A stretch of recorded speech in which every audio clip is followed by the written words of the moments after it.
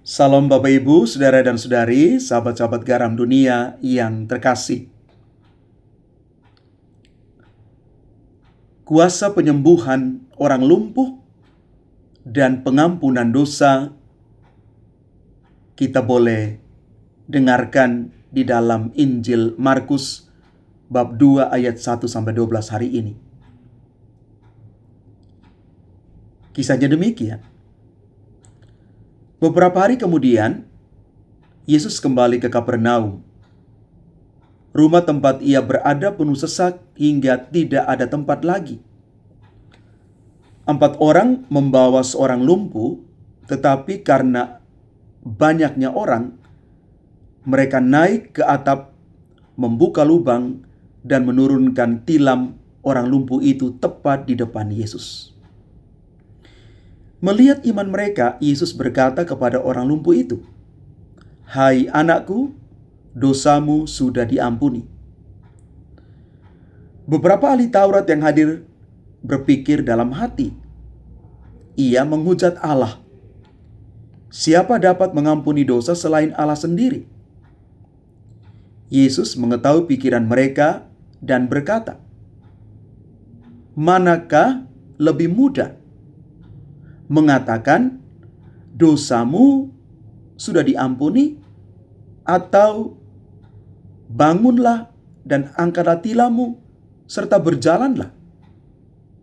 Tetapi supaya kamu tahu bahwa Anak Manusia berkuasa mengampuni dosa di dunia ini." Lalu Yesus berkata kepada orang lumpuh itu, "Bangunlah, angkatlah tilammu, dan pulanglah." Orang itu pun bangun, mengangkat tilam, dan pergi, sehingga semua orang takjub dan memuliakan Allah. Yang begini belum pernah kita lihat. Bapak, Ibu, Saudara-saudari terkasih,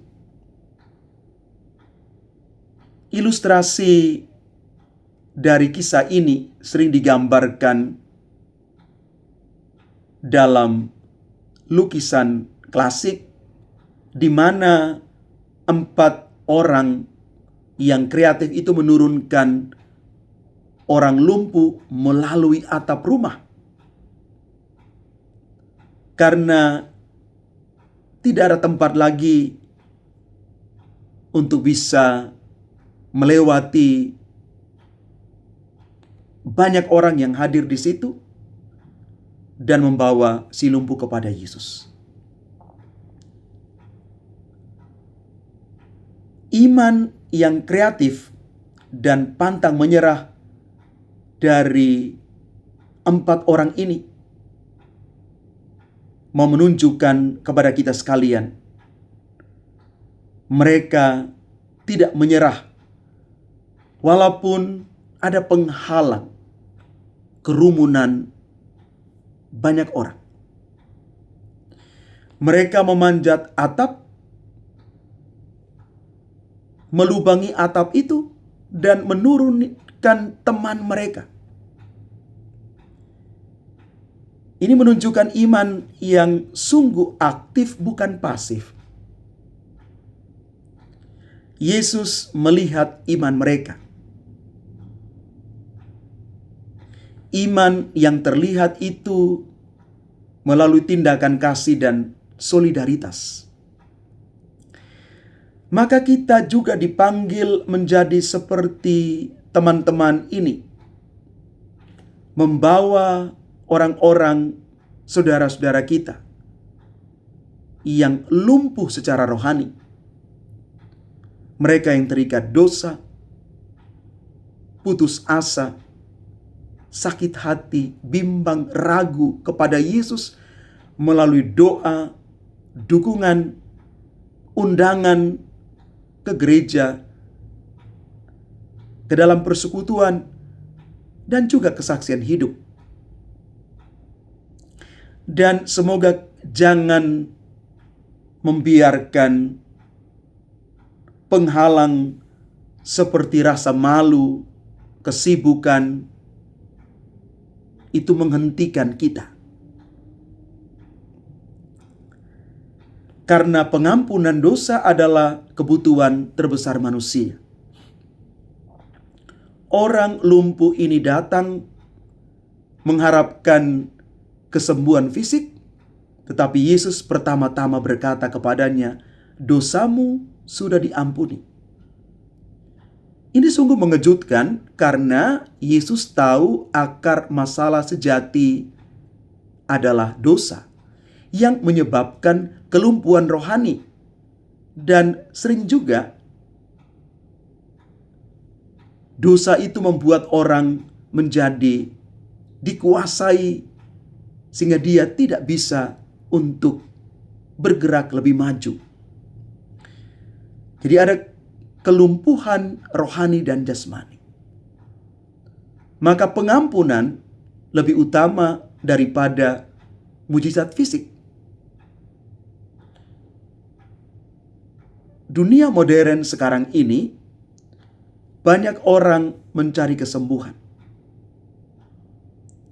Tapi yang terpenting adalah pemulihan hubungan dengan Allah melalui pertobatan di dalam Kristus sendiri.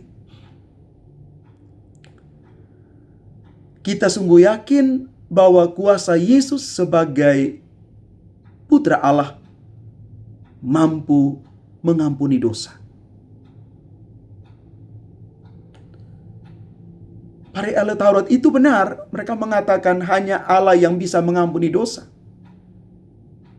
Dengan mengampuni, Yesus justru menyatakan dirinya sebagai Allah, anak manusia, tetapi sekaligus dia adalah Putra Allah.